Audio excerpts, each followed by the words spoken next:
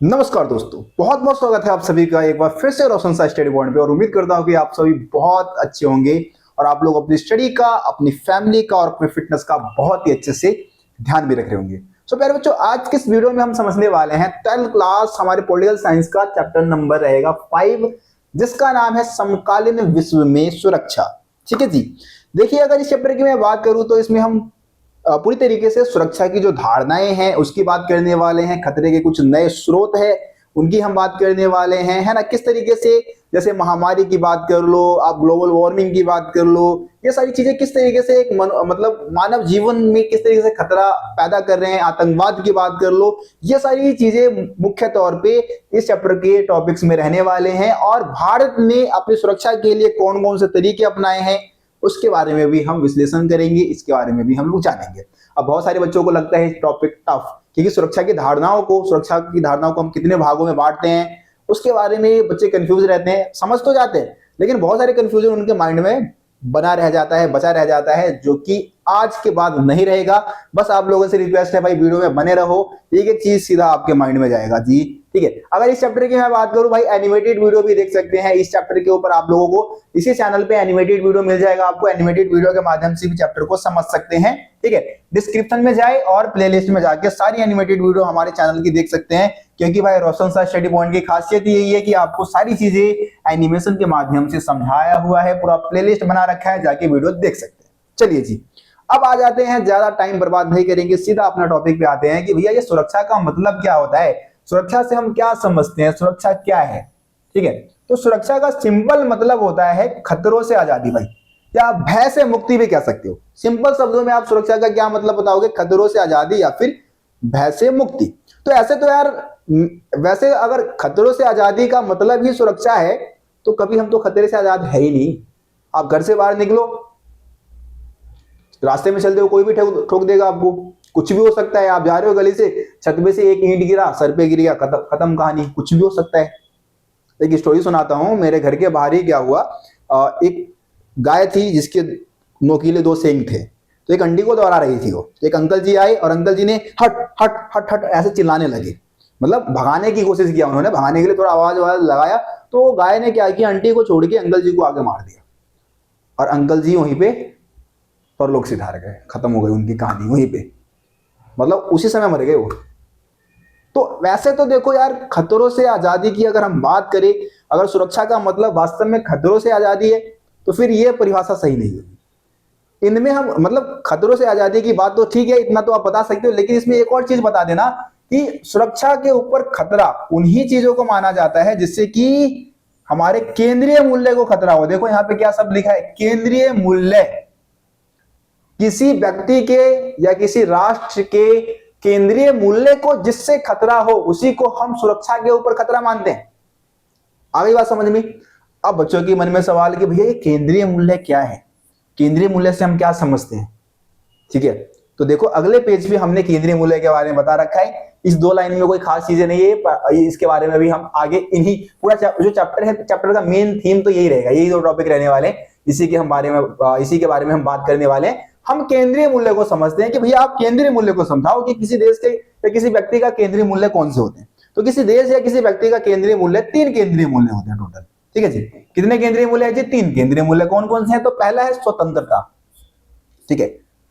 स्वतंत्रता का मतलब है आजादी। आप सही पता है भैया, हम कब आजाद हुए, 15 अगस्त 1947 को आजाद हुए। उससे पहले हम आजाद नहीं थे, यानी कि हम सुरक्षित नहीं थे, अंग्रेजों के गुलाम थे। अंग्रेज हमारे साथ जैसा व्यवहार करना चाहे कर सकते थे, तो हम सुरक्षित उस समय नहीं थे। इसीलिए स्वतंत्रता को किसी देश या किसी व्यक्ति के लिए एक प्रमुख केंद्रीय मूल्य माना जाता है। हमारी सुरक्षा के लिए सबसे ज्यादा जरूरी है कि हम स्वतंत्र हो सबसे पहले, है ना। तो स्वतंत्रता सबसे पहला केंद्रीय मूल्य हो गया। संप्रभुता, संप्रभुता का मतलब होता है खुद का शासन। जो शासन चलेगा हमारे द्वारा चलेगा, क्योंकि हम, जैसे भारत जो है एक संप्रभु गणराज्य है, यहाँ पे हम अपने लीडर को, अपने राष्ट्राध्यक्ष को खुद चुनते हैं, है ना। संविधान के माध्यम से भारत की शासन व्यवस्था चल रही है। तो भारत एक संप्रभु गणराज्य है, यानी कि हम लोगों का ही शासन है यहाँ पे।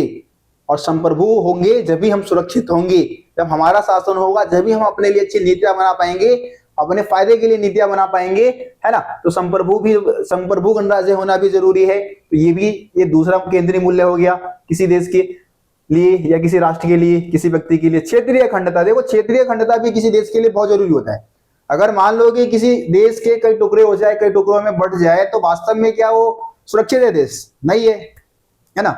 तो क्षेत्रों में अखंडता बनी रहे, सारे क्षेत्र एक मिलजुल के रहे। अगर भारत की अगर हम बात कर ले तो भारत में 28 राज्य है भाई, 28 राज्य को हम अलग अलग कर दे तो क्या ये देश का कोई मतलब बन जाएगा? इंडिया का कोई मतलब रहेगा? फिर कोई मतलब नहीं रह जाएगा। तो जितने भी क्षेत्र है वो सभी एक साथ एक मिलजुल के रहे, ये भी किसी देश के लिए बहुत जरूरी होता है ना।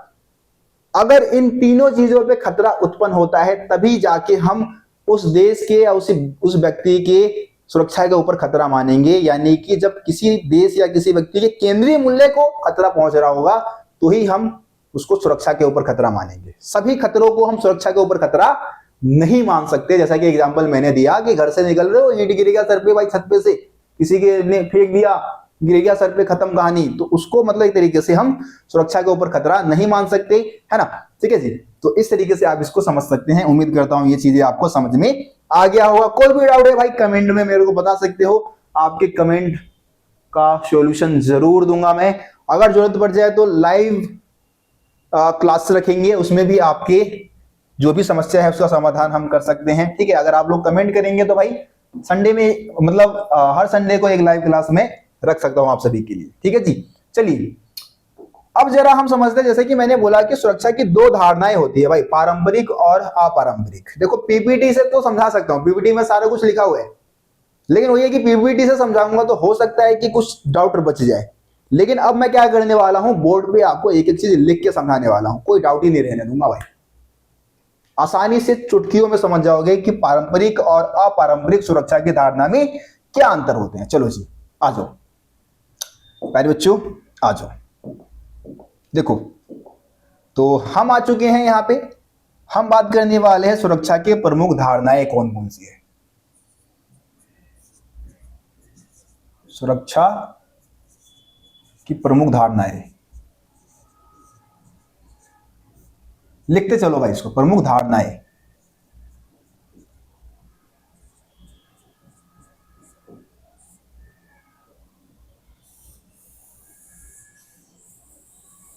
देखो जी, अगर सुरक्षा की अगर हम प्रमुख धारणाओं की बात करिए तो टोटल यहां पे सुरक्षा की दो धारणाएं हैं जिसके बारे में इस चैप्टर में हम समझने वाले हैं। अब दो धारणाएं कौन सी है? पहले नंबर पे आता है पारंपरिक,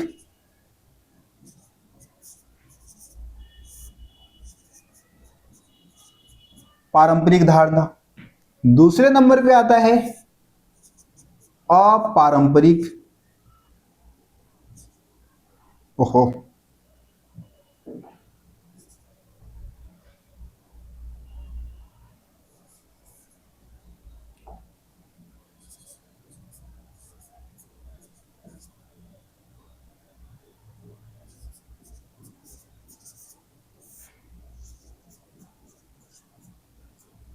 ठीक है जी।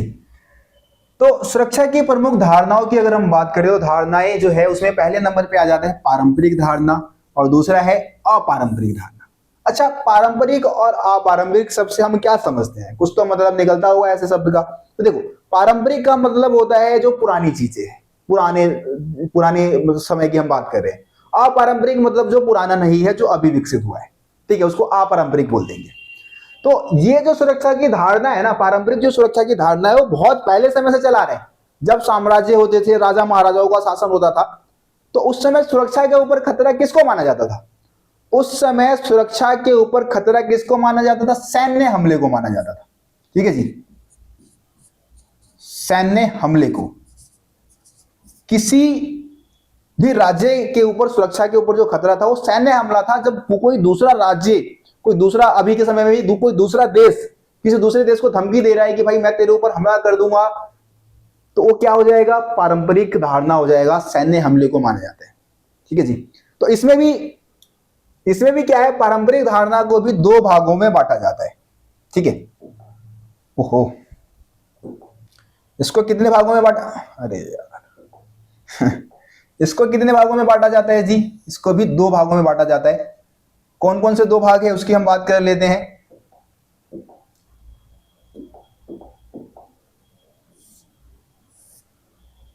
एक है बाहरी सुरक्षा, बाहरी सुरक्षा, ठीक है, और दूसरा है आंतरिक सुरक्षा।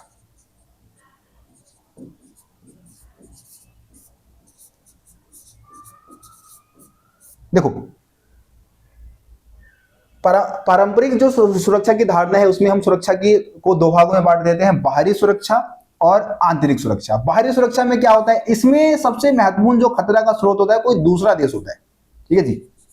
दूसरा देश जो क्या करेगा, सैन्य हमले की धमकी देगा, सैन्य हमले की धमकी देता है, ठीक है जी।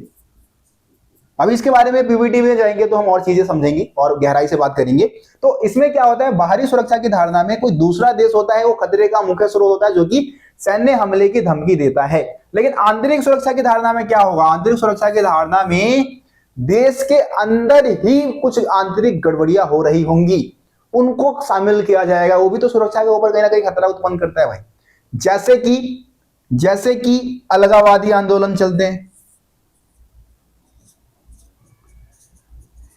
है ना, अलगाववादी आंदोलन होते हैं,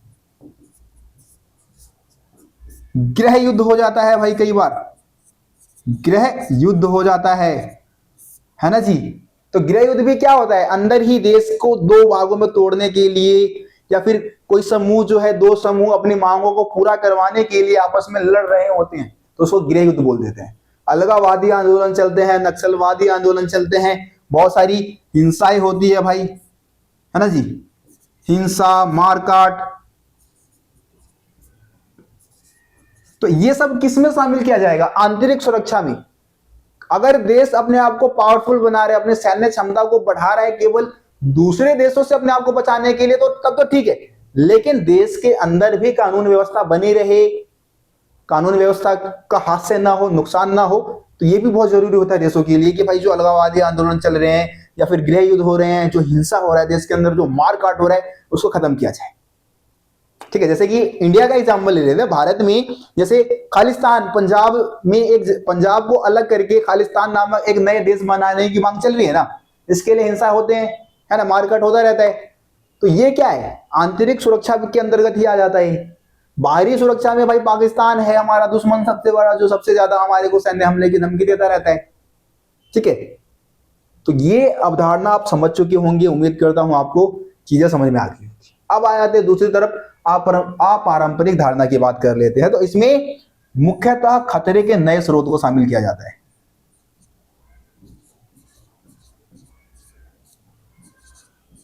नए स्रोतों को शामिल किया जाता है इसमें।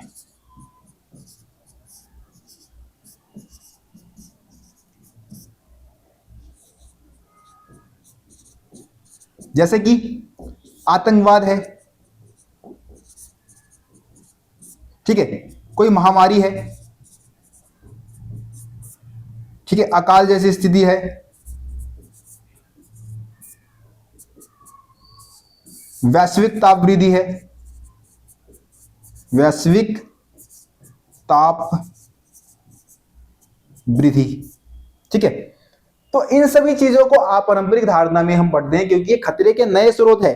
ये पूरी दुनिया में कहीं ना कहीं अपना तांडव दिखाते हैं, पूरी दुनिया को कहीं ना कहीं जो मानव जाति है उसके लिए खतरा उत्पन्न करते हैं, किसी देश के लिए नहीं बल्कि पूरे मानव जाति के लिए ऐसी समस्या खतरा उत्पन्न कर रही है, उनको हम अपारंपरिक धारणा में पढ़ने वाले हैं, ठीक है जी। जैसे कि आतंकवाद है, तो आतंकवाद से कोई एक देश प्रभावित नहीं है, आतंकवादियों का कोई देश नहीं होता, वो किसी देश के नागरिक नहीं होते, वो बल्कि मानवता के दुश्मन है वो। तो आतंकवाद हो गया। महामारी जैसे कि अभी कोरोना वायरस फैल गया था, तो कोरोना वायरस जब महामारी फैला तो आपको पता है कि कोई एक देश इसको कंट्रोल नहीं कर पा रहा था भाई, पूरी दुनिया में ही फैल गया ये, ठीक है। तो इसको भी इसमें शामिल कर लेंगे, है ना। अकाल जैसी स्थिति जब पड़ती है तो इसका भी प्रभाव भाई पूरी मानव जाति के लिए खतरा उत्पन्न करता है। वैश्विक ताप वृद्धि में क्या होगा भैया, जो वैश्विक ताप वृद्धि है, इसमें क्या होगा कि जो वैश्विक ताप बढ़ने की वजह से क्या हो रहा है, जो हमारे ग्लेशियर है वो लगातार पिघलते जा रहे हैं और इससे पूरी मानव जाति जो है वो उसको खतरा झेलना पड़ेगा, क्योंकि जो समुद्र किनारे जो भी देश है, जो जगह है, वो समुद्र में समा जाएंगे, डूब जाएंगे। ठीक है, तो उम्मीद करता हूं कि यहाँ पे जो भी मैंने चीजें आपको लिख के समझाया है समझ चुके होंगे। सुरक्षा की प्रमुख धारणाएं, पारंपरिक धारणाएं, अपारंपरिक धारणा की हमने बात कर ली, बाहरी सुरक्षा, आंतरिक सुरक्षा की बात कर ली, खतरे के नए स्रोत। चलो जी, अब थोड़ा सा डिटेल में हम चीजों को समझते हैं अपने पीपीटी में चल के। ठीक है जी, उम्मीद करता हूँ ये चीजें आपको समझ में आ गया होगा। अब ज्यादा डिटेल में हम बात कर लेते हैं इनके बारे में। हाँ जी, तो ये तो हमने समझ लिया, ये भी समझ लिया हमने। अब पारंपरिक धारणा, बाहरी सुरक्षा की हम बात कर लेते हैं। इसके बारे में देखो पीपीटी में क्या लिखा है कि पारंपरिक धारणा में जो सबसे पहला जो आपका सुरक्षा का प्रकार है वो बाहरी सुरक्षा आ जाता है ना। देखिए, तो ये क्या है, सुरक्षा की जो पारंपरिक अर्थात जो राष्ट्रीय सुरक्षा की धारणा है, इसकी हम बात करने वाले हैं। इसमें क्या होता है, बाहरी सुरक्षा में सबसे ज्यादा जो खतरा होता है वो सैन्य हमले का खतरा होता है ना। सबसे ज्यादा खतरा किस चीज का होता है, सैन्य हमले का। सुरक्षा की पारंपरिक अवधारणा में सैन्य खतरे को किसी देश के लिए सबसे ज्यादा खतरनाक माना जाता है। यही बात बता रहे हैं जी, अभी जो हमने आपको समझाया है। आगे बढ़ते हैं, आगे क्या लिखा है कि खतरे का स्रोत कोई दूसरा मुल्क होता है भाई, कोई दूसरा देश होता है जो सैन्य हमले की धमकी देता है और किसी देश की जो भी स्वतंत्रता, संप्रभुता और क्षेत्रीय अखंडता जैसी जो केंद्रीय मूल्य है उसको खतरा पैदा करने की कोशिश करता है, खतरा पैदा करने का दावा करता है कि भाई ये कर दूंगा, वो कर दूंगा, ये उखाड़ लूंगा, वो उखाड़ लूंगा तुम्हारा, समझ रहे हो। तो ये चीजें होती है भाई इसमें। सैन्य कार्रवाई से आम लोगों के जीवन को भी खतरा होता है भाई, सिर्फ फौजी थोड़ी नहीं मरते इसमें, तो आम नागरिक भी मरते हैं। अगर दिल्ली में भाई बम गिरा दिया तो दिल्ली के नागरिक भी तो मरेंगे ना, सिर्फ सीमा पे जो तैनात है जो सिपाही वही थोड़ी नहीं मरेंगे। लेकिन सबसे पहले सबसे ज्यादा खतरा तो भाई सिपाहियों को होता है ना। तो सुरक्षा की नीति का संबंध युद्ध की आशंका को रोकने से होता है, जिसे अवरोध कहा जाता है। देखो जी, कुछ तरीके होते हैं देश जो है मतलब अपने आप को बचा सकती है सैन्य हमले से। तो एक तो अवरोध की नीति अपना सकती है देश, है ना। अवरोध क्या होता है, तो सुरक्षा की नीति का पहला संबंध किससे है, युद्ध की आशंका को रोकने से। अवरोध का मतलब ही क्या है कि जब युद्ध की आशंका आपको लगे कि भाई युद्ध होने वाला है, उसको रोक दो, उसी को हम क्या कहते हैं, अवरोध कहते हैं। तो अवरोध जो है ये एक बहुत बढ़िया तरीका है जिससे कि आप सैन्य हमले से बच सकते हैं, है ना। अगर ये भी नहीं होता तो भाई रक्षा कर लो अपनी, है ना। युद्ध को सीमित रखने अथवा उसको समाप्त करने से होता है। ठीक है, कुछ देश क्या करते हैं, पूरी तरीके से युद्ध को सीमित करने की कोशिश करते हैं या फिर उसको समाप्त करने की कोशिश करते हैं, और इसको रक्षा कहा जाता है। तो रक्षा भी एक ऐसा तरीका है जिससे कि आप सैन्य हमले से बच सकते हैं। भाई युद्ध को समाप्त करो, उसको खत्म करो, लड़ो, मार दो, है ना। ये सारी चीजें इसमें आ जाती है रक्षा में। तो रक्षा करने के लिए आप क्या करेंगे, या तो बातचीत कर सकते हैं या फिर सीधा हमला करेंगे, भाई मारकाट मचा देंगे। यही देशों के पास ऑप्शन होते हैं, है ना। आ जाओ आगे बात करते हैं, आगे क्या लिखा है। देखो जब युद्ध होता है ना, जब युद्ध होता है तो युद्ध के समय जो सरकारें होती है उनके पास क्या क्या ऑप्शंस होते हैं, क्या क्या विकल्प होते हैं, उसकी हम बात कर लेते हैं। तो देखो युद्ध की स्थिति में 3 विकल्प किसी राष्ट्र के सामने होता है। सबसे पहला विकल्प होता है आत्मसमर्पण कर दो भाई। आत्मसमर्पण करने का मतलब है कि हार मान लो, घुटने टेक दो, बोल दो कि भैया हार गए हम आपसे, बस आत्मसमर्पण कर दो। ये पहला तरीका है। दूसरा तरीका क्या होता है कि जो दूसरे पक्ष की बात को बिना युद्ध के मान लेना अथवा युद्ध होने से होने वाले नाश को इस हद तक बढ़ा के संकेत देना कि दूसरा पक्ष सहमकर हमला करने से बाज आए। मतलब कि दूसरा तरीका क्या है कि भाई युद्ध जो मतलब जिससे आपका युद्ध हो रहा है उसकी बात को प्यार से मान लो, नहीं तो उस देश को ऐसा दिखाओ कि भाई हम इतने पावरफुल है ना, एक बम गिरा दिए ना पूरा देश खत्म, ऐसा दिखा दो उनको। उनके मन में संदेह पैदा कर दो कि भाई सामने वाला देश बहुत पावरफुल है, उससे नहीं लड़ सकते, ऐसा दिखा सकते हैं देश, है ना, जिससे सामने वाला डर जाए और युद्ध ना करे, है ना।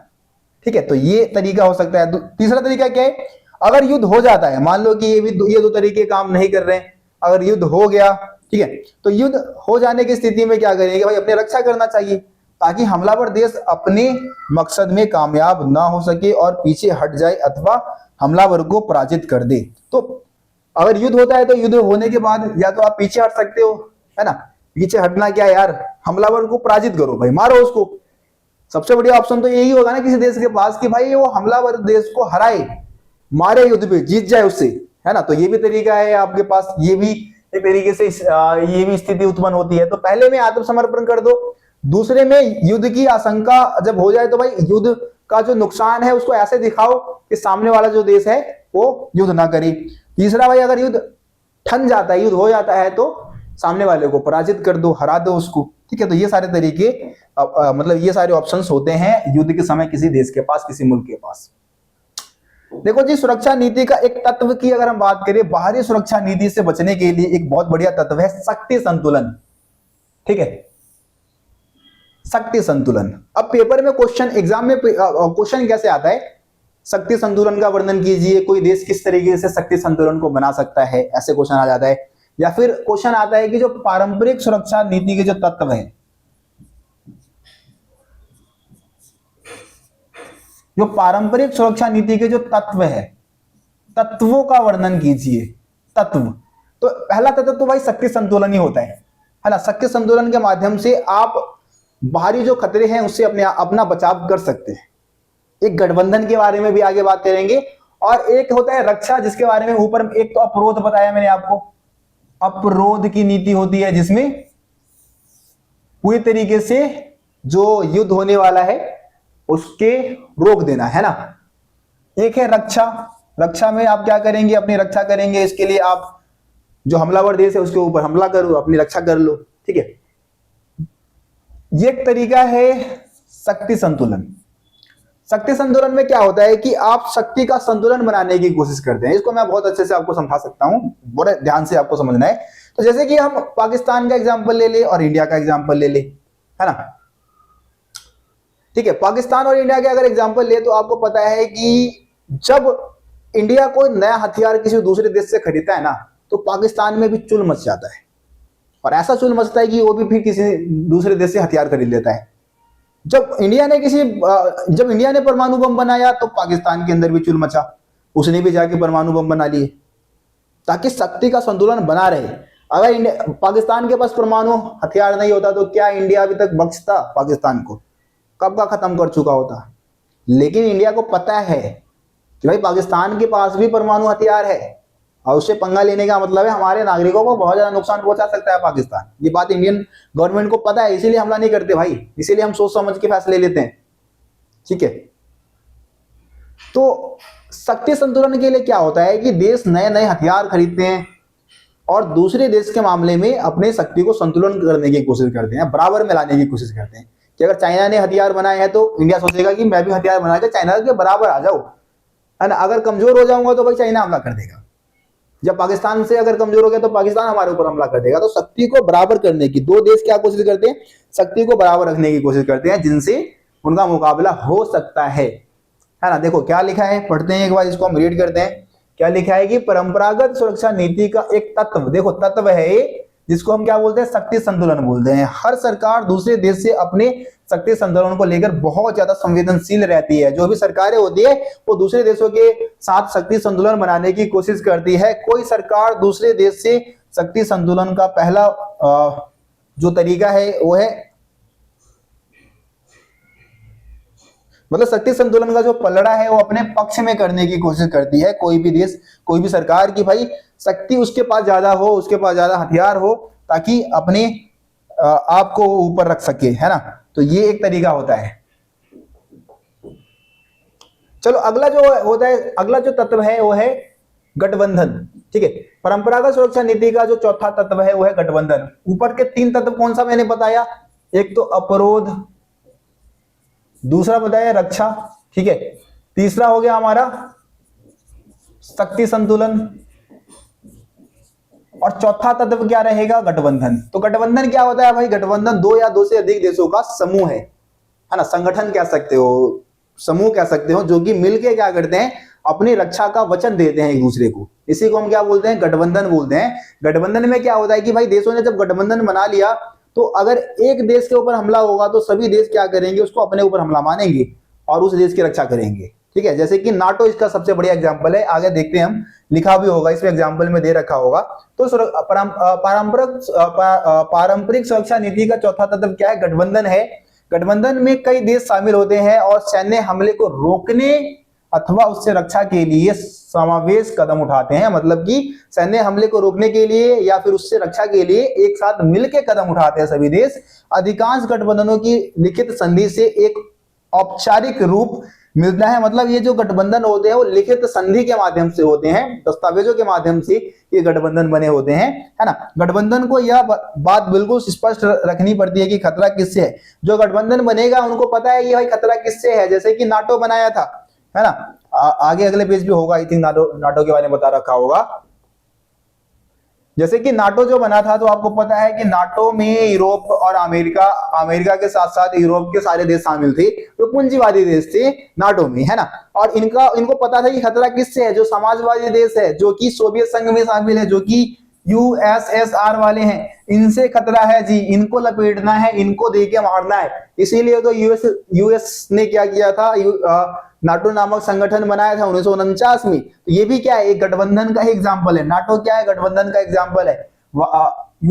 यूएसएसआर ने कौन सा बनाया था जी, वारसा, है ना, वारसा पैक्ट बनाया था। लेकिन ये तो भाई सोवियत संघ के विघटन के साथ ही खत्म ही हो गया। ठीक है जी, तो चलिए रीड करते हैं एक बार क्या क्या लिखा है। लिखा है कि गठबंधन राष्ट्रीय हितों पर आधारित होती है और राष्ट्रीय हितों के बदलने पर गठबंधन भी बदल जाते हैं। भाई जो गठबंधन बनाए जाते हैं वो किसी न किसी जो राष्ट्र जो इसमें शामिल है गठबंधन में, वो अपने फायदे के लिए बनाते हैं। अगर उनका फायदा बदल जाता है तो गठबंधन छोड़ देते हैं, वो गठबंधन से बाहर निकल जाते हैं, यानी कि गठबंधन भी बदल जाता है। कहने का मतलब ये है। ठीक है, सुरक्षा की परंपरागत धारणा में माना जाता है कि किसी देश की सुरक्षा को ज्यादातर खतरा उसकी सीमा के बाहर से होता है। इसकी वजह से अंतरराष्ट्रीय व्यवस्था या अंतरराष्ट्रीय संगठन वगैरह बनाए गए हैं ताकि इन जो भी समस्याएं उत्पन्न होती है देशों के बीच में, युद्ध वगैरह होते हैं, उसको रोका जाए, है ना। तो ये बात तो ऊपर ही हम कर चुके हैं। देखिए, किसी देश के भीतर हिंसा के खतरे से निपटने के लिए एक जानी पहचानी व्यवस्था होती है जिसे हम सरकार कहते हैं, है ना। सरकार क्या है, एक ऐसी व्यवस्था है जो कि देश के अंदर जो भी हिंसाएं होती है उसको रोकने का काम करती है। विश्व राजनीति में हर देश को अपनी सुरक्षा की जिम्मेदारी खुद उठानी पड़ती है। भाई ये सब चीजें तो यार काम की नहीं है, वैसे ऊपर जो भी काम की चीजें थी मैंने आपको समझा दिया है। ठीक है, नाटो का एग्जाम्पल भी दे देना भाई। गठबंधन वाला टॉपिक जब एक्सप्लेन करोगे ना तुम लोग, तो नाटो का एग्जाम्पल जरूर देना, नाटो के बारे में जरूर बताना। ठीक है, चलिए जी आगे आते हैं। देखो, सुरक्षा की अपारंपरिक धारणा के बारे में हम बात कर चुके हैं, है ना। सुरक्षा की अपारंपरिक धारणा में हम किसको शामिल करते हैं, जो मानवता को, पूरे मानवता की सुरक्षा, मतलब सुरक्षा की जो पारंपरिक धारणा है इसमें दो पक्ष है। एक तो मानवता की सुरक्षा की बात की जाती है कि भाई पूरी मानव जाति को हम कैसे बचाएं, कैसे सुरक्षा प्रदान करें, और पूरे विश्व की सुरक्षा की जो धारणा है उसको शामिल किया जाता है। अब इनके ऊपर, मानवता की सुरक्षा के ऊपर और विश्व की सुरक्षा के ऊपर खतरे कौन से हैं, जो खतरे के नए स्रोत उभर के सामने आ रहे हैं, उन्हीं को हम इसके ऊपर खतरा मानते हैं। जैसे कि मैंने आपको एग्जाम्पल दिया था, है ना, जैसे कि अकाल है, महामारी है, वैश्विक तापवृद्धि है, आतंकवाद है, यही सारी चीजें तो भाई खतरा उत्पन्न कर रहा है। जो मानव जाति के ऊपर, पूरी मानव जाति के ऊपर, पूरी सृष्टि के ऊपर जो खतरा है, यही सारी चीजें है ज्यादा, है ना, जिसको कोई एक देश नहीं रोक सकते हैं। सभी देशों का सपोर्ट चाहिए तभी जाके रुकेगा भाई। ठीक है जी, देखो क्या लिखा है आगे, क्या लिखा है, सुरक्षा की पारंपरिक धारणा के अंतर्गत विश्व की सुरक्षा के समक्ष प्रमुख खतरे क्या है, आतंकवाद है, मानव अधिकारों का उल्लंघन। देखो ये सारे पॉइंट्स दे रखे हैं, आगे बहुत डिटेल में इन सारे पॉइंट्स के बारे में हम बात करने वाले हैं। वैश्विक निर्धनता है, शरणार्थियों की समस्या है, बीमारियां बहुत सारी फैल रही है, संक्रमित बीमारियां जैसे कि एड्स है, बर्ड फ्लू है, सार्स है ना, ये सारी चीजें हैं। तो इन सब के बारे में आगे हम बात करने वाले हैं, डिटेल में बात करेंगे, क्योंकि एग्जाम में यहाँ से क्वेश्चन आपके पूछा जाता है, किसी भी पॉइंट से अलग से क्वेश्चन आ जाता है। देखो जी, सहयोग मूलक सुरक्षा क्या होता है। सहयोग मूलक शब्द से ही समझ में आता है, सहयोग। अब जैसे खतरे के बहुत सारे नए स्रोत है, जैसे कि आतंकवाद है, कोई जैसे कोरोना वायरस फैल रहा था, तो क्या कोई एक देश कोरोना वायरस को अपने दम पे रोक सकता था? नहीं रोक सकता था। सभी देशों का सहयोग चाहिए था। सभी देशों ने एक साथ अपने अपने देशों में लॉकडाउन घोषित किया था भाई, आपको मालूम होगा, है ना। जैसे वैश्विक ताप वृद्धि हो रही है, ग्लोबल वार्मिंग जैसी समस्याएं उत्पन्न हो रही है, तो इन सारी समस्याओं को क्या केवल एक देश अपने बूते पे खत्म कर सकते हैं? इन समस्याओं का समाधान कर सकते हैं? नहीं कर सकते। तो खतरे के जो भी नए स्रोत उभर के सामने आ रहे हैं, जैसे आतंकवाद है, महामारी है, ग्लोबल वार्मिंग है। इन सभी चीजों से बचने के लिए सभी देशों का आपस में सहयोग करना बहुत जरूरी है। और जब सारे देश एक साथ एक दूसरे का सहयोग करेंगे तब ये सहयोग मूलक सुरक्षा हो जाएगी। इसी को हम सहयोग मूलक सुरक्षा कह देंगे। लिखा क्या है जी, देखो देखो, सहयोग मूलक सुरक्षा की अवधारणा अपारंपरिक खतरे से निपटने के लिए सैन्य संघर्ष के बजाय अंतरराष्ट्रीय सहयोग की रणनीतियां तैयार करने पर बल देती है ना। मतलब कि अंतरराष्ट्रीय स्तर पर सभी देश एक दूसरे को सहयोग करे, इसी को बढ़ावा देती है ये नीति। यद्यपि अंतिम उपाय के रूप में सैन्य हमला ही माना जाता है। अगर कोई मान लो कि किसी देश में कोई गंभीर समस्या उत्पन्न हो जाती है जिसको सभी देश मिलकर सहयोग करके नहीं सुलझा पा रहे हैं, तो उस समय सैन्य कार्यवाही भी की जाती है। सैन्य कार्यवाही की भी जरूरत पड़ सकती है। देखो, सहयोग मूलक सुरक्षा को बढ़ावा कौन कौन देता है? सहयोग मूलक सुरक्षा को बढ़ावा कौन दे सकते हैं? तो संयुक्त राष्ट्र संघ। सबसे पहला तो भाई संयुक्त राष्ट्र संघ है, जो कि सभी देशों को एकजुट करता है ना। विश्व बैंक है, कुछ स्वयंसेवी संगठन है जैसे कि रेड क्रॉस है हमारा, एमनेस्टी इंटरनेशनल है हमारा, है ना। कुछ व्यावसायिक संगठन है जैसे कि या फिर कुछ फेमस हस्तियां है जैसे कि नेल्सन मंडेला की बात कर ले, मदर टेरेसा की बात कर ले। तो ये सब व्यक्ति या ये सब संगठन सहयोग मूलक सुरक्षा को बढ़ावा दे सकते हैं, सहयोग मूलक सुरक्षा करवा सकते हैं, देशों को एकजुट कर सकते हैं। ठीक है, आइए बात समझ में। तो ये सहयोग मूलक सुरक्षा था जिसमें सभी देश मिलजुल के समस्याओं का समाधान कर सकते हैं। अगर नहीं होता है वो भी शांतिपूर्वक तरीके से क्या करेंगे, समस्याओं का हल ढूंढेंगे। लेकिन इसमें भी क्या होता है कि अगर कोई समस्या का हल शांतिपूर्वक तरीके से नहीं हो रहा है तो सैन्य हमले का सहायता लिया जाता है।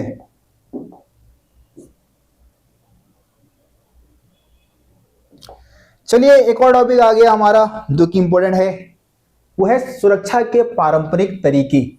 सुरक्षा के पारंपरिक तरीके कौन कौन से हैं? तो इसमें हम सुरक्षा के 3 पारंपरिक तरीकों की बात करेंगे, जिसमें निशस्त्रीकरण रहेगा सबसे पहले, अस्त्र नियंत्रण और विश्वास की बहाली। जैसे कि सुरक्षा के पारंपरिक तरीके की हम बात कर रहे हैं तो इसमें हम ये समझने वाले हैं कि कौन से ऐसे तरीके हैं जिससे कि हम कम कर सकते हैं, जो सैन्य हमला होने वाला है उसको हम कम कर सकते हैं, किसी हद तक सीमित कर सकते हैं। कौन कौन से तरीके हो सकते हैं उसी की बात करने वाले हैं। तो निशस्त्रीकरण, अस्त्र नियंत्रण और विश्वास की बहाली, ये 3 तरीके हैं जिसके बारे में हम आगे समझने वाले हैं। देखो जी, एक एक करके सारी चीजों को हम समझते हैं। सबसे पहला आता है निशस्त्रीकरण। तो पारंपरिक सुरक्षा नीति का जो पहला तरीका है, देखो तत्व और तरीका कंफ्यूज मत होना। जब आपके एग्जाम में अगर परंपरागत सुरक्षा नीति के तत्व पूछे जाएंगे तो 4 तत्व मैंने आपको बताया था। 4 तत्व कौन कौन से तत्व बताए मैंने आपको? अपरोध, दोबारा लिख देता भाई, बार बार मैं लिख रहा हूं क्योंकि सबसे ज्यादा बच्चे यहीं पे कंफ्यूज होंगे। तत्व में अपरोध, रक्षा, ठीक है, शक्ति संतुलन और गठबंधन। ठीक है, ये तत्व है।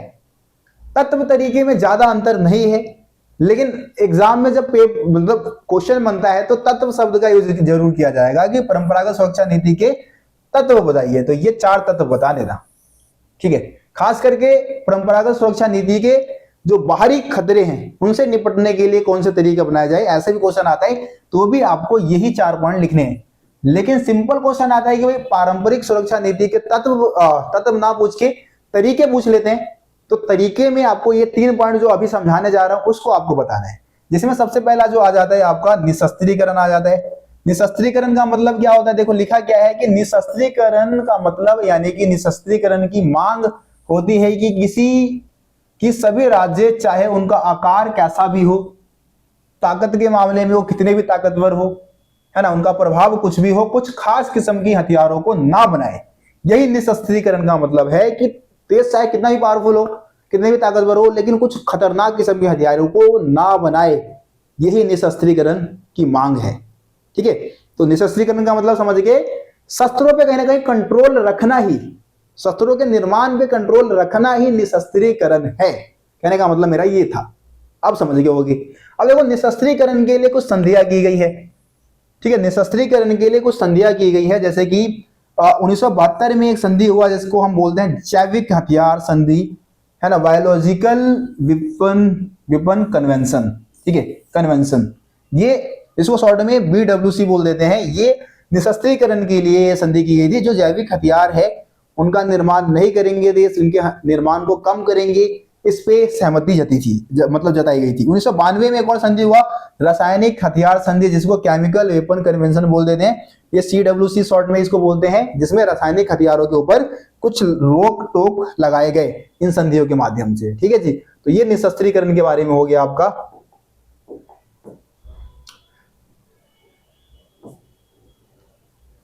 तो आगे क्या लिखा है कि BWC और CWC जैसे हथियारों को बनाना और रखना प्रतिबंधित कर दिया गया है ना। निशस्त्रीकरण के तहत ये जो आपका जो जैविक हथियार है और जो रासायनिक हथियार है उसको पूरी तरीके से प्रतिबंध, उनके ऊपर पूरी तरीके से क्या लगा दिया गया जी, प्रतिबंध लगा दिया गया। 155 देशों ने क्या किया था, BWC जो है, BWC वाला जो हमारा संधि हुआ है ना, यानी कि जैविक हथियार संधि जो हुआ उस पे 155 देशों ने सिग्नेचर किया था, हस्ताक्षर किया था। और जो हमारा CWC हुआ था, CWC पे 181 देशों ने क्या किया था, हस्ताक्षर किया था। तो ये चीज आप याद रखिए, डाटा MCQ में पूछा जा सकता है ना। उम्मीद करता हूं इसको आप समझ चुके होंगे। चलिए जी आगे आ जाते हैं। अस्त्र नियंत्रण, तो निशस्त्रीकरण और अस्त्र नियंत्रण सिमिलर है, बस थोड़ा सा डिफरेंस ये है कि निशस्त्रीकरण में पूरी तरीके से हथियारों के ऊपर प्रतिबंध लगा दिया गया, लेकिन अस्त्र नियंत्रण में क्या होगा कि कुछ नियम कायदे कानूनों का पालन करके आप हथियार बना सकते हो। हथियार बनाओ लेकिन कुछ नियम कायदे कानून का पालन करोगे। देखो क्या लिखा है, पढ़ते हैं एक बार इसको। अस्त्र नियंत्रण के अंतर्गत हथियार को विकसित करने अथवा उसको हासिल करने के संबंध में कुछ कायदे कानूनों का पालन करना पड़ता है ना, कि भाई अस्त्र नियंत्रण के तहत अस्त्र बना सकते हो लेकिन कुछ नियम कायदे कानूनों को फॉलो करना होगा देशों को, ठीक है। 1972 में देखो एक मिसाइल संधि हुई थी जिसको हम एंटी बैलिस्टिक मिसाइल संधि कह देते हैं, शॉर्ट में ABM कहते हैं, एंटी बैलिस्टिक मिसाइल संधि, ठीक है, 1972 में हुआ था। और इससे क्या हुआ, अमेरिका और जो सोवियत संघ है उनको बैलिस्टिक मिसाइल को रक्षा कवच के रूप में इस्तेमाल करने से रोका गया। जो बैलिस्टिक मिसाइलें होती है वो अपने रक्षा कवच के लिए इस्तेमाल में नहीं ला सकते थे, है ना। ये इस संधि के तहत करार किया गया था। अमेरिका और सोवियत संघ ने अस्त्र नियंत्रण की कई अन्य संधियों पर हस्ताक्षर किए हैं। इसके अलावा जो ABM है, इसके अलावा भी अमेरिका और सोवियत संघ ने अस्त्र नियंत्रण के लिए कई संधियों पर हस्ताक्षर किए थे। जैसे कि यहां पे देखो लिखा हुआ है, बहुत सारी संधियां हुई है। देखिए सामरिक अस्त्र परिसीमन संधि 2 है आपका, है ना। इसके अलावा सामरिक अस्त्र न्यूनीकरण संधि है, ठीक है जी। इन दोनों संधियों पर अमेरिका और सोवियत संघ ने हस्ताक्षर किए हैं। इसके अलावा परमाणु अप्रसार संधि के बारे में आप लोग जानते हैं। परमाणु अप्रसार संधि एक ऐसा संधि था जिसको हम शॉर्ट में क्या बोल देते हैं, NPT, न्यूक्लियर नॉन प्रोलिफरेशनल ट्रीटी, ठीक है। ये आपका इंग्लिश में है, आप सभी हिंदी मीडियम के स्टूडेंट हैं, आप हिंदी में याद रख सकते हैं। परमाणु अप्रसार संधि बोलते हैं, NPT इसको शॉर्ट में बोला जाता है, ठीक है। NPT क्या है, परमाणु अप्रसार संधि क्या है, तो इस संधि के तहत ये तय किया गया कि जो परमाणु हथियार है, परमाणु जो ऊर्जा है, परमाणु जो हथियार है, वो वही देश बना सकते हैं जिन्होंने मतलब 1968 तक आई थिंक जिन्होंने परमाणु हथियार बना रखा है वही परमाणु हथियार रख सकते हैं। बाकी देशों को परमाणु हथियार रखने का कोई हक नहीं होगा, यही लिखा है। देखिए आप आगे क्या लिखा है, 19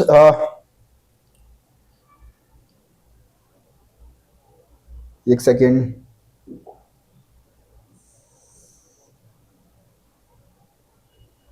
ठीक है। इसमें यही था जो मैंने आपको बताया कि 1968 तक जिन्होंने परमाणु हथियार विकसित कर लिए हैं वही परमाणु हथियार रख सकते हैं, बाकी देशों को परमाणु हथियार रखने का कोई हक नहीं होगा, यही NPT था, ठीक है।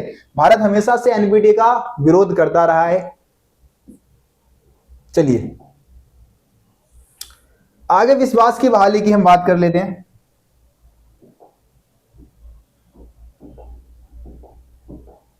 देखो विश्वास की बहाली का मतलब क्या है, विश्वास की बहाली का मतलब है कि दो देश आपस में एक दूसरे को पूरा विश्वास दिला देते हैं कि भाई हम आपके ऊपर कोई हमला करने का मनसा नहीं रखते, हम आपके ऊपर कभी हमला नहीं करेंगे, ऐसा विश्वास दो देश एक दूसरे को दिलवा देते हैं। तो इसी को हम क्या बोल देते हैं जी, विश्वास की बहाली बोल देते हैं। जैसे कि मैं इसको एग्जाम्पल के माध्यम से समझा सकता हूं। अगर इंडिया और पाकिस्तान एक दूसरे को विश्वास दिला दे कि भैया हम कभी एक दूसरे के ऊपर हमला नहीं करेंगे, हम अपने सैन्य ठिकानों के बारे में एक दूसरे को बता देते हैं, हमारे पास कितने हथियार है एक दूसरे के बारे में, मतलब एक दूसरे को बता देते हैं कि भाई मेरे पास इतने हथियार है, इतने सिपाही है, वगैरह वगैरह, सारी अंदर की खबरें भी बता देते हैं। तो ये इससे क्या होता है, विश्वास बन जाता है कि भाई हम दोनों अच्छे मित्र हैं और कभी एक दूसरे के ऊपर हमला नहीं करेंगे।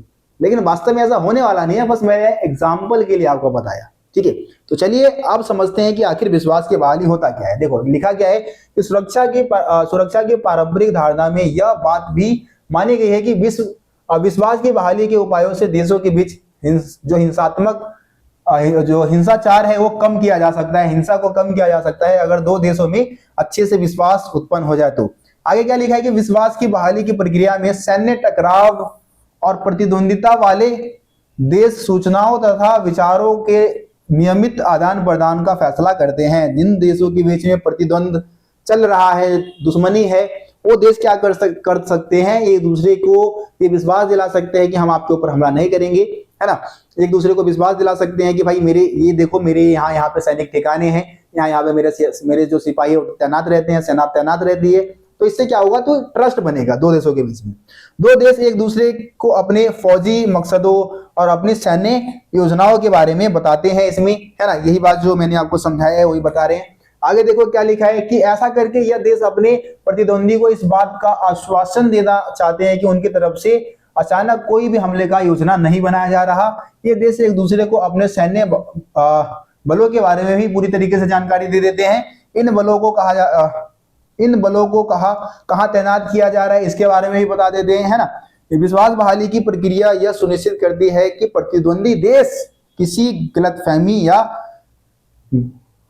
गफलत में पड़कर जंग के लिए आमादा ना हो जाए। मतलब कि विश्वास की बहाली के जरिए दो देश एक दूसरे को ये विश्वास दिलाने की कोशिश करते हैं कि भाई हमला करने का कोई मकसद नहीं है, हमला नहीं करेंगे हम, ठीक है।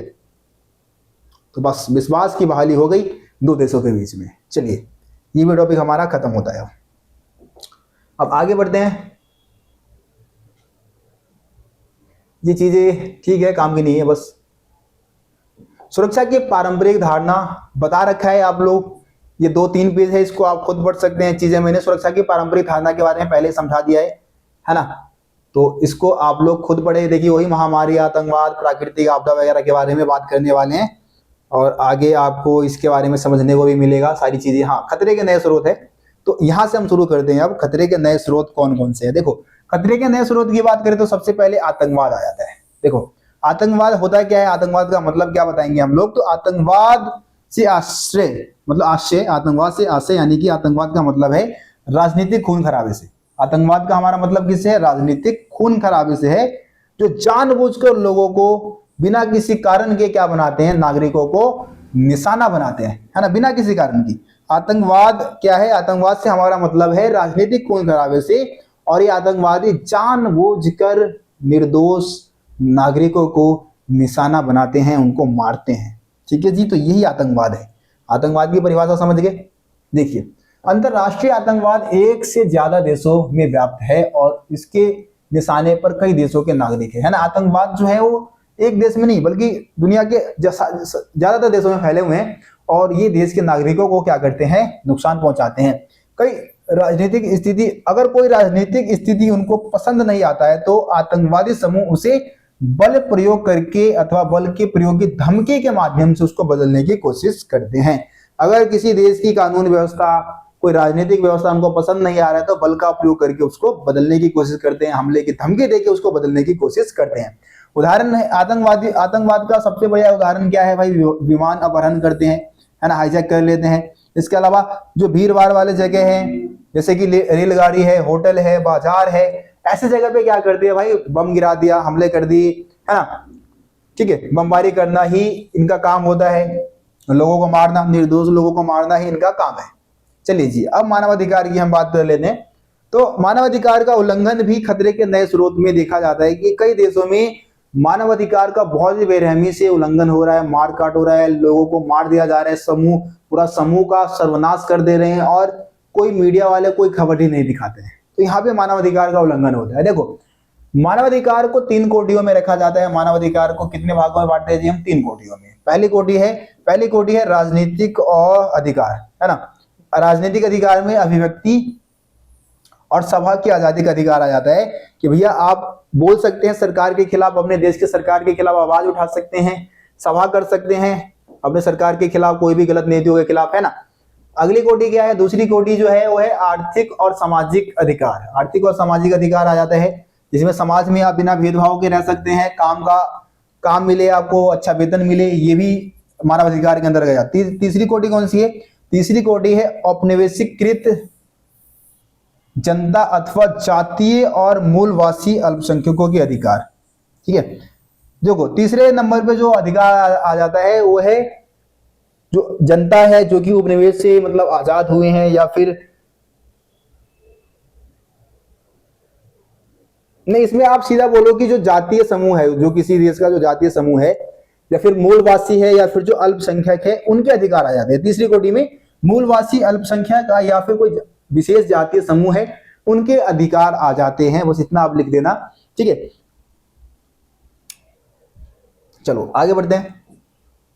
तो देखो, कई जगह पे देखा गया कि मानव अधिकार का उल्लंघन बहुत ही व्यापक पैमाने पे हुआ, है ना। खतरे का एक स्रोत वैश्विक निर्धनता है। अब निर्धनता के बारे में हम बात कर लेते हैं।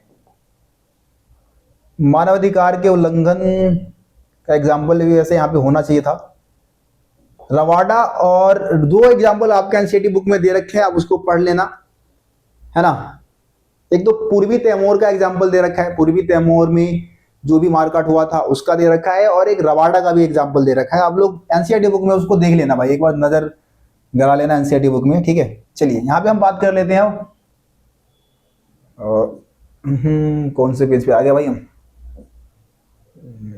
ठीक है, वैश्विक निर्धनता की बात करेंगे हम। खतरे का एक और स्रोत, नया जो स्रोत है वो वैश्विक निर्धनता है, ठीक है। विश्व की जनसंख्या लगातार अगर बढ़ता जा रहा है, अभी बात करें तो भाई जो डाटा है वो लगभग 800 करोड़ की है, जो भी एनसीईआरटी में जो डाटा दे रखा है। 21वीं सदी के मध्य तक, मतलब 21वीं सदी के बीच में, यानी कि 2050 तक ये आंकड़ा लगभग 10 करोड़ को पार कर देगा, 10 करोड़ तक हो जाएगा भाई। विश्व की कुल जनसंख्या वृद्धि का लगभग जो 50% है वो केवल 10 देशों में निवास कर दिया भाई। दुनिया के अगर हम बात करें जनसंख्या का, तो मतलब 50% जो जनसंख्या है वो भारत, चीन, पाकिस्तान, नाइजीरिया, बांग्लादेश और इंडोनेशिया में रह रही है।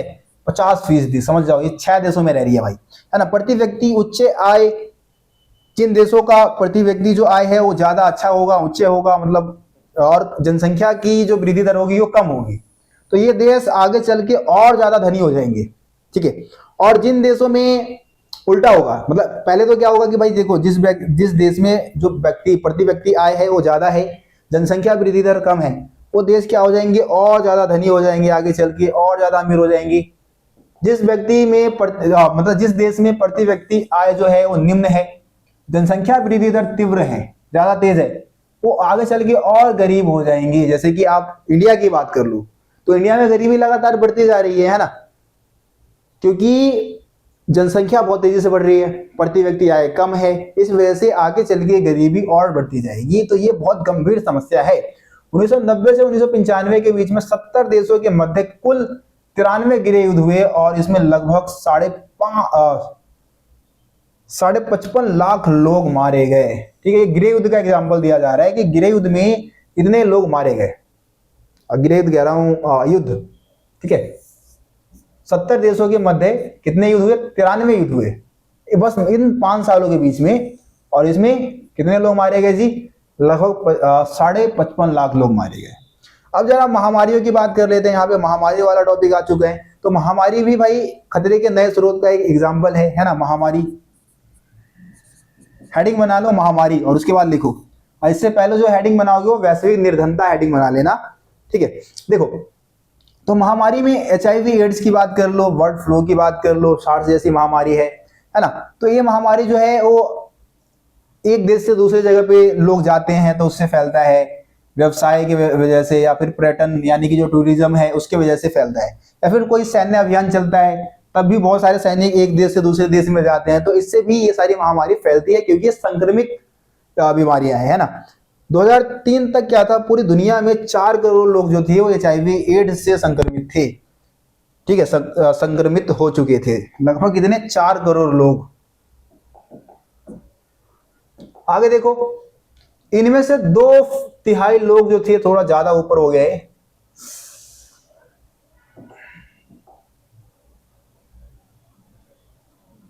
देखो इनमें से 2/3 लोग तो कहां से थे, इनमें से 2/3 लोग अफ्रीका में रहते हैं, है ना, जबकि बाकी 50% जो है वो दक्षिणी एशिया के निवासी है। एड्स की जो HIV एड्स है उसकी हम बात कर रहे हैं, तो लगभग 2/3 तो भाई अफ्रीका से है और 50% जो बच गए वो दक्षिण एशिया के हैं, ठीक है। इबोला वायरस की बात कर लो, हेंटा वायरस की बात कर लो, हेपेटाइटिस C की बात कर लो, तो ये कुछ नई महामारियां हैं जो कि उभर के सामने आ रही है, और इसके बारे में ज्यादातर जो डॉक्टर है, साइंटिस्ट है, उनको कुछ नहीं मालूम, ठीक है। टीबी की बात कर लो, मलेरिया की बात कर लो, डेंगू की बात कर लो, बुखार की बात कर लो, हैजा की बात कर लो, है ना, ये पुरानी महामारियां हैं जो कि औषधिक प्रतिरोध रूप से धारण कर लिया है और इससे इनका उपचार कठिन हो गया है ना। ये भी बहुत ज्यादा मतलब इनका उपचार भी करना, अब इन महामारियों का उपचार करना भी बहुत मुश्किल हो गया है, ज्यादा जल्दी ट्रीटमेंट नहीं मिल पाता। 1990 के दशक के उत्तरार्ध के सालों में ब्रिटेन में मैड काउ, ठीक है, 1990 के दशक के उत्तरार्ध यानी कि बाद में क्या होता है, देखते हैं कि जो मैड काउ है ये महामारी फैलती है ना, जानवरों में फैलने वाली महामारी थी, जिससे कि अरबों डॉलर का नुकसान ब्रिटेन को उठाना पड़ गया था, है ना। आगे देखते हैं।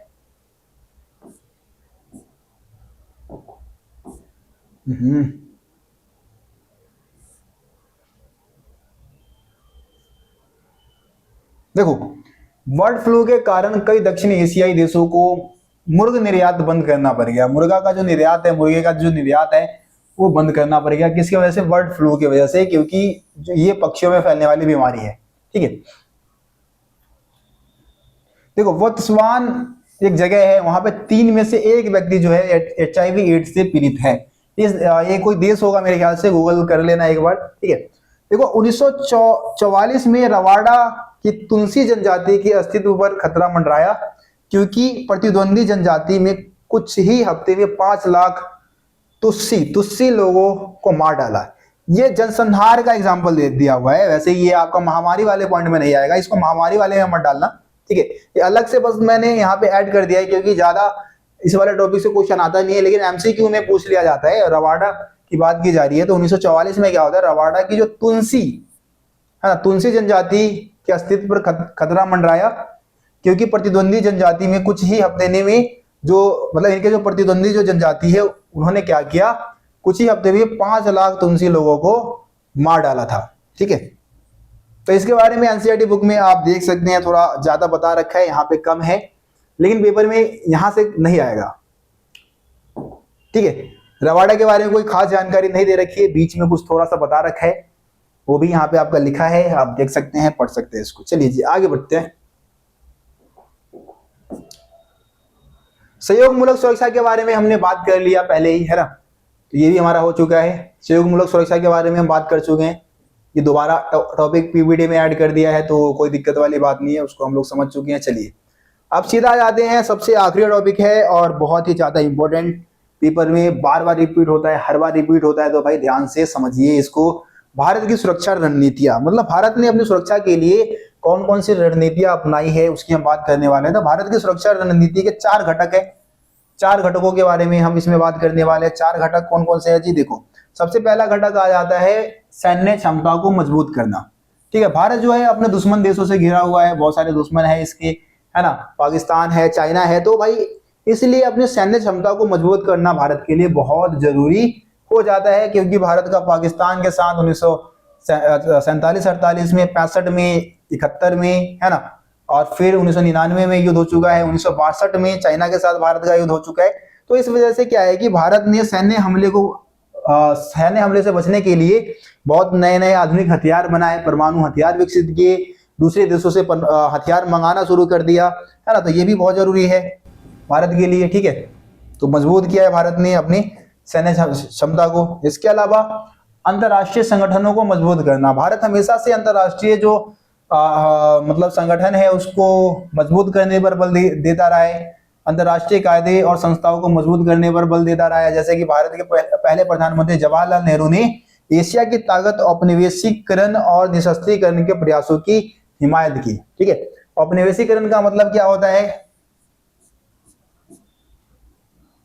जो उपनिवेशिक जो देश है उनको, मतलब जो जिन्होंने उनको उपनिवेश बना रखा है उससे मुक्त करवाना। ठीक है, निशस्त्रीकरण मतलब कि निशस्त्रीकरण मतलब आप सब समझ चुके हैं कि जो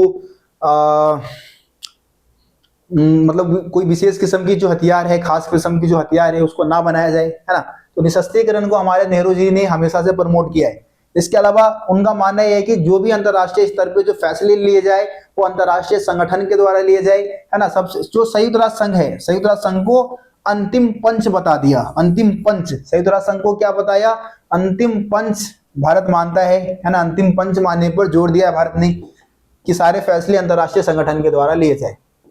देखो, भारत में हथियारों के प्रसार के संबंध में एक सार्वभौमिक और बिना भेदभाव वाली नीति चलाने की पहलकदमी की, जिसमें हर देश को सामूहिक संहार के हथियार जैसे कि परमाणु हथियार है, जैविक हथियार है, रासायनिक हथियार है, उसके ना बनाया जाए, इसका दायित्व उठाना चाहिए पूरे विश्व बिरादरी को। भारत हमेशा से इन हथियारों के खिलाफ रहा है ना। भारत हमेशा से शांति का पैगाम भेजा है पूरी दुनिया में, शांति को बढ़ावा दिया है। ठीक है, भारत उन 160 देशों में से 160 देशों में शामिल है जिन्होंने 1997 में क्योटो प्रोटोकॉल पर हस्ताक्षर किया है। क्योटो प्रोटोकॉल एक तरीके से पर्यावरण की रक्षा के लिए ये प्रोटोकॉल चलाया गया था, तो उस पर भी भारत ने हस्ताक्षर किए हैं। इसके अलावा भारत की सुरक्षा नीति का जो तीसरा घटक है अंदरूनी सुरक्षा को मजबूत करना। अब अंदरूनी जो खतरे हैं उससे निपटना भी बहुत ज्यादा जरूरी है, क्योंकि आपको पता है भारत के कई राज्यों में जैसे कि नागालैंड है, मिजोरम है, पंजाब है, कश्मीर है, यहाँ पे उग्रवादी आंदोलन चलते रहते हैं। उग्रवादी समूह जो है वो भारत से इन एरियाओं को अलग करना चाहते हैं। तो इनको भारत में बनाए रखने के लिए भी भाई भारतीय सरकार ने पुलिस व्यवस्था की है, सेना में बहुत पैसे खर्च किए हैं ताकि अंदरूनी सुरक्षा भी बनी रहे, भारत की अखंडता पर किसी प्रकार का आंच ना आए। बस आखिरी टॉपिक, आखिरी जो पॉइंट रहेगा वो है आर्थिक विकास को बढ़ावा देना। देखो भाई, सुरक्षा, कोई भी देश सुरक्षित तभी रह सकता है जब देश में आर्थिक विकास हो, जो असमानताएं हैं उनको कम किया जाए, गरीबों के भलाई के लिए नीतियां बनाई जाए, और ऐसा भारत ने किया भी है। भारत ने सरकारें जो है वो गरीबी और अमीरी के बीच में जो फासला है उसको कम करने के लिए बहुत सारी पॉलिसी, बहुत सारी नीतियां बनाई है, जिससे कि आर्थिक विकास हो सके, देश में समानता की स्थापना हो सके। बस यही सारे पॉइंट्स थे जो कि आपको समझाने थे। इसकी पीडीएफ आपको टेलीग्राम पे मिल जाएगा। ठीक है, टेलीग्राम पे आप जाके इस पीडीएफ को डाउनलोड कर सकते हैं, चीजों को आप समझ सकते हैं। उम्मीद करता हूँ वीडियो पसंद आया होगा, समझाने का तरीका पसंद आया होगा। 1 घंटे से लगातार बोल रहा हूँ तो इस वजह से थक चुका हूँ, है ना। बस वीडियो को भाई लाइक शेयर जरूर कर देना, और अभी तक आप लोगों ने अगर चैनल को सब्सक्राइब नहीं किया है तो सब्सक्राइब करके बेल आइकन को प्रेस करें ताकि हमारे चैनल पे आने वाली सभी वीडियो का नोटिफिकेशन सबसे पहले आप तक पहुंचे। मिलते फिर आप सभी से अगली वीडियो में, तब तक के लिए जय हिंद, जय भारत। आप सभी अपना ख्याल रखिए, धन्यवाद।